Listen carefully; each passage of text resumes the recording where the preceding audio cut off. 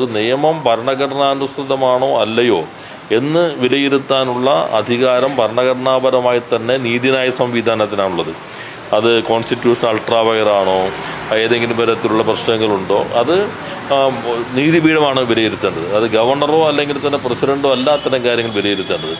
Case Tamil Nadu സർക്കാരിൻ്റെതാണ്. Supreme കോടതിയുടെ വിധി തമിഴ്നാട് സർക്കാരിന് അനുകൂലമായിട്ടാണ്. എന്നാൽ ചർച്ച തമിഴ്നാട്ടിൽ മാത്രം ഒതുങ്ങി നിൽക്കില്ല. ഇന്ത്യയൊട്ടാകെ ചർച്ച നടക്കുന്നു. കാരണം ഇന്ത്യയൊട്ടാകെ ഇത് ബാധകമാണ് സുപ്രീം കോടതിയുടെ വിധിയായതുകൊണ്ട്. തമിഴ്നാട് ഗവൺമെന്റിന് അനുകൂലമായിട്ടാണ് വിധി വന്നത് എങ്കിലും രാഷ്ട്രപതിക്ക് വീറ്റോ അധികാരമില്ല എന്നുകൂടി വിധിയിൽ പറയുന്നു. എന്ന് വെച്ചാൽ രാഷ്ട്രപതിയോടും ആവശ്യപ്പെട്ടു ബില്ല് അനന്തമായി പിടിച്ചു വെക്കാൻ പാടില്ല, 3 മാസത്തിനകം തീരുമാനമെടുക്കണം എന്ന്. ഇതിനെതിരെയുള്ള ആദ്യ പ്രതികരണം കേരളത്തിൽ നിന്നാണ് ഉണ്ടായത്. കേരള ഗവർണറാണ് ഇത് സംബന്ധിച്ച് ആദ്യ പ്രതികരണം നടത്തിയത്. സുപ്രീം കോടതി അതിര് കടക്കുന്നു എന്ന്. അതുകൊണ്ട് തന്നെ കേരളത്തിൽ ഇത് വലിയ ചർച്ചയായി മാറുകയും ചെയ്തിട്ടുണ്ട്. നിയമമന്ത്രി പി രാജീവ് എന്താണ് വിധി, എന്തുകൊണ്ട് ഇത് ഇന്ത്യൻ നിയമവ്യവസ്ഥയെ അതോടൊപ്പം തന്നെ ഇന്ത്യയിലെ ഫെഡറൽ സംവിധാനത്തെ ശക്തിപ്പെടുത്തുന്നതാണ് എന്ന് പറയാൻ കാരണം, എന്തുകൊണ്ടാണ് ഗവർണർക്ക് ഇത്തരമൊരു അഭിപ്രായം പറയാൻ കഴിയില്ല എന്നും ഗവർണർ പറയുന്നത് നിയമവിരുദ്ധമാണ് എന്നും കൃത്യമായും പറയുന്നു പി രാജീവ്. പി രാജീവിന്റെ വാക്കുകൾ മുഴുവൻ കേൾക്കാം. അല്ല, കേന്ദ്രത്തിന് പുനഃപരിശോധന ഹർജി കൊടുക്കാനുള്ള അവകാശം എല്ലാവർക്കും ഉണ്ടല്ലോ. പക്ഷേ ഇത് വളരെ വിശദമായൊരു ജഡ്ജ്മെൻ്റാണ്. 415 പേജുള്ള ജഡ്ജ്മെൻ്റാണ്.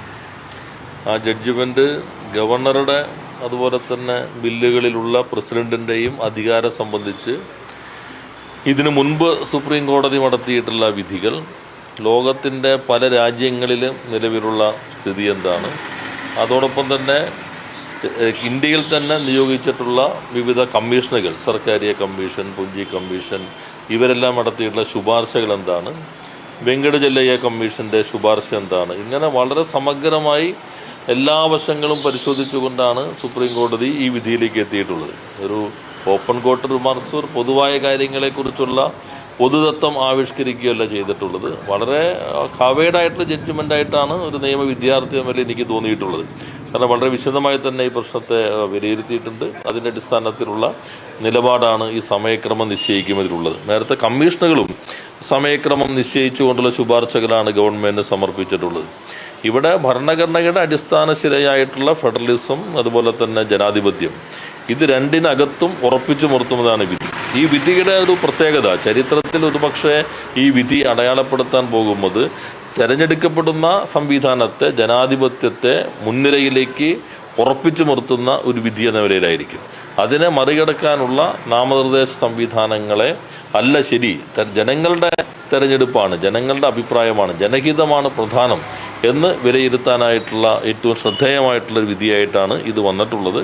സ്വാഭാവികമായിട്ടും അതിനകത്ത് സമയക്രമങ്ങൾ വന്നിരിക്കുന്നു. വീറ്റോ പവർ ഇല്ല. ഒരു കാര്യം കൂടി, അത് ഞങ്ങൾ പലപ്പോഴും വ്യക്തമാക്കിയിട്ടുള്ളതാണ്. ഒരു നിയമം ഭരണഘടനാനുസൃതമാണോ അല്ലയോ എന്ന് വിലയിരുത്താനുള്ള അധികാരം ഭരണഘടനാപരമായി തന്നെ നീതിന്യായ സംവിധാനത്തിനാണുള്ളത്.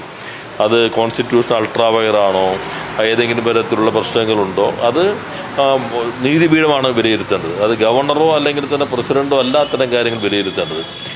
സാധാരണ നടപടിക്രമങ്ങൾ ഇപ്പോൾ അതിനകത്ത് തെറ്റായി വ്യാഖ്യാനിക്കാൻ ശ്രമിച്ചിരുമെന്ന് വിത്തോൾഡ് ചെയ്യാം എന്നുള്ളതാണ്. അത് തന്നെ നേരത്തെ ഞങ്ങളെല്ലാം വ്യക്തമാക്കാൻ ശ്രമിച്ചതാണ്.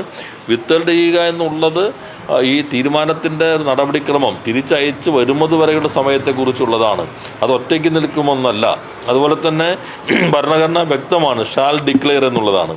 ഷാൽ എന്ന് തന്നെയാണ് ഭരണഘടന അതിനകത്ത് ഉപയോഗിച്ചിട്ടുള്ളത്. അപ്പോൾ അതുകൊണ്ട് നിർബന്ധമായും ഈ ദൗത്യം ഗവർണർ നിർവഹിക്കേണ്ടതാണ്. അപ്പോൾ വളരെ വിശദമായ വിശകലനത്തിന് ശേഷമാണ് ഉന്നത നീതിപീഠം ഈ വിധിയിലേക്ക് എത്തിയിട്ടുള്ളത്. ആ വിധി ജനാധിപത്യത്തെ സംബന്ധിച്ചിടത്തോളം ഏറെ സ്വാഗതാർഹമാണ്. അതനുസരിച്ചുള്ള നടപടി ഇപ്പോൾ തമിഴ്നാട് ആ ബില്ലുകളെല്ലാം തന്നെ നിയമമാക്കി മാറ്റിക്കഴിഞ്ഞു. നമ്മുടെ ഇതിനകത്തും ഇനി വരുന്ന കേസുകളിലും ഇതിൻ്റെ വെളിച്ചത്തിലായിരിക്കും വിധി ഉണ്ടാവുക എന്നാണ് നമ്മൾ പ്രതീക്ഷിക്കുന്നത്.